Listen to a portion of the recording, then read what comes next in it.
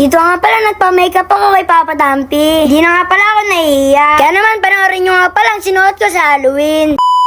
Ngayong araw nga pala ay Halloween na. Dahil nga pala meron akong nakita mga bata sa labas. Lahat nga pala sila ay naka-costume. Kaya naman nainggit nga pala ako. Sa ngayon na hindi na ako mahihiya. Nalaksan ko na nga pala ang aking loob. Dito nga pala lumapit na ako kay Papa Tampi para magpa-makeup. Kala ko mahihayin ka. Ayaw mo ako gawin eh. Ano ka? Kala ko mahihayin ka. Anong costume mo? Ano? Stardy boy. Starty boy.